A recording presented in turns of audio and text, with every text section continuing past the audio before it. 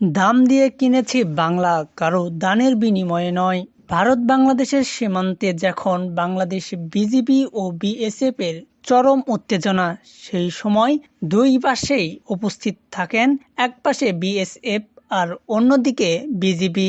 দুইজনই কঠিন অবস্থান নেন, পজিশন যুদ্ধের জন্য প্রস্তুতি। ঠিক সেই সময় দেখা যায় একজন কৃষক, তাকে দেখলেই মনে হয় সেই ঐতিহ্যবাহী গ্রাম বাংলার একজন সুনামধন্য কৃষক।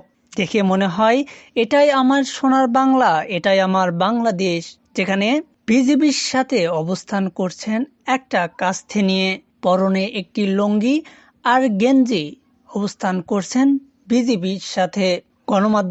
গণমাধ্যমে ভাইরাল হয়ে যায়, ক্যাপশনে লেখার মতো অনেক কিছুই। মানুষ ছবিটি শেয়ার করে ক্যাপশনে অনেকজন অনেক কিছুই লিখছেন।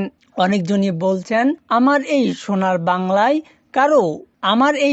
বাংলা কারো দানে পাওয়া নয়, রক্তের বিনিময়ে আমাদের এই সোনার বাংলা অর্জন করেছি, কোনোভাবেই তা নষ্ট হতে দেব না।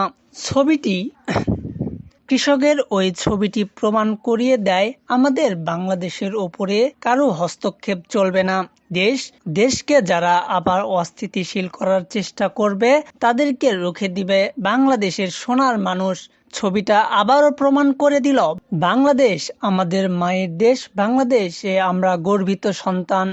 ছবির ক্যাপশনে অনেকজনও লেখেন, 1,47,570 বর্গ কিলোমিটারে কেউ কোনোভাবে হস্তক্ষেপ করতে পারবে না।